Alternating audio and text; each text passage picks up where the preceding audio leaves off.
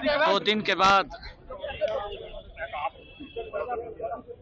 पूरा देश उन शहीदों को, उन क्रांतिकारी वीरों को, जिनके कारण हम ये खुशी मना रहे हैं,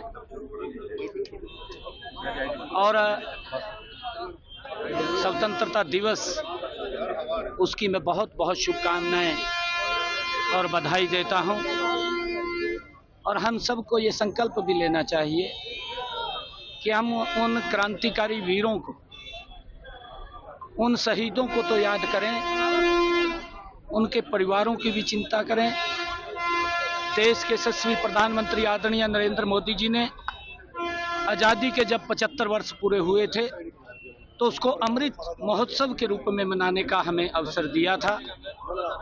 आज हर व्यक्ति हर घर के ऊपर तिरंगा वो लहराए, हर व्यक्ति देश प्रेम की भावना के साथ जुड़ता हुआ वो नजर आए, और इस महाअभियान के साथ जुड़ करके आज देश के अंदर तिरंगा यात्राएं, उन शहीदों को नमन, जिनके कारण आज हम खुली हवा में सांस ले रहे हैं, आज लोग कर रहे हैं। और मेरी अपील भी है सभी से कि आदरणीय प्रधानमंत्री जी, आदरणीय जगत प्रकाश जी नड्डा ने एक आह्वान किया है कि हम हर घर तिरंगा, हर गली हर गांव तिरंगा वो लगे, उसका अभियान चले और उसमें अपने अपने घरों के ऊपर हम स्वयं तिरंगा लगाएं, ये अपील करते हैं। मुख्यमंत्री जी, 14 अगस्त को विभाजन विभीषिका स्मृति दिवस मनाने का आह्वान प्रधानमंत्री ने 15 अगस्त को किया था, उस पर क्या कहेंगे?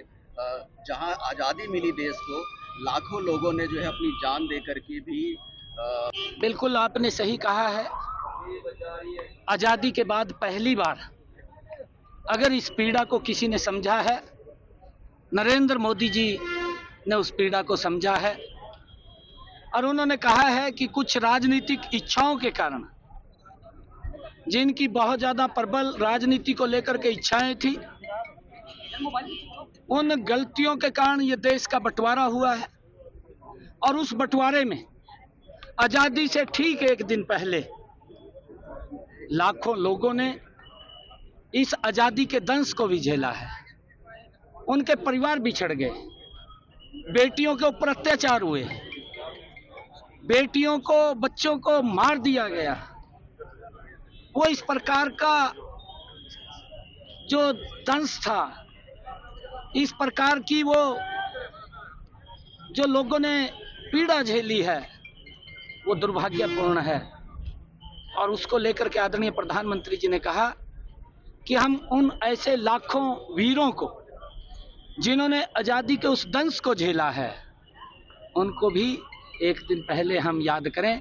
विभाजन विभीषिका दिवस के अवसर पर उनको भी हम याद करें, उनको भी नमन करें कि वो लाखों लोग, बेटियां हमारी, बच्चे हमारे, और आने वाली पीढ़ियों को उसके बारे में पता लगे कि ये आज़ादी कैसे मिली है। ये आज़ादी वैसे नहीं मिली, इस आज़ादी के पीछे बड़ी कुर्बानी है। और 14 ये अगस्त को विभाजन विभीषिका दिवस के रूप में मनाते हैं।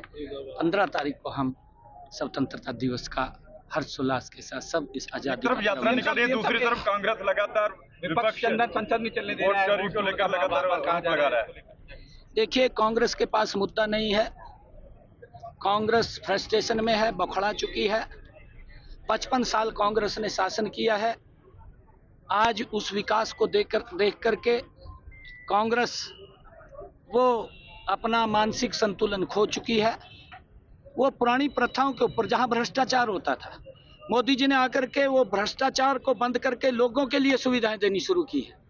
अब गरीब व्यक्ति को 5 लाख रुपए आयुष्मान कार्ड, गरीब व्यक्ति को जो शौचालय घर घर बना करके दिए हैं, गरीब व्यक्ति को राशन पहुंचाने की व्यवस्था की है, गरीब व्यक्ति के लिए प्रधानमंत्री उज्ज्वला योजना के तहत गैस का सिलेंडर दिया है।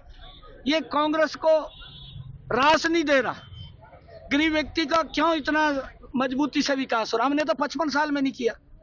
और वो कांग्रेस बौखला चुकी है, मानसिक संतुलन खो चुकी है, झूठ का सहारा लेकर के वो देश के बीच में जाती है।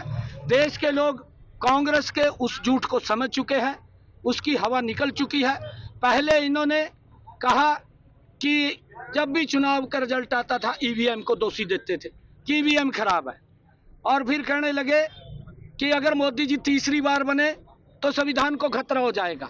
राहुल बाबा और इनके इंडी गठबंधन के साथी वो पवित्र संविधान डॉक्टर भीमराव अंबेडकर के पवित्र संविधान को लेकर के शान शान घूम रहे थे।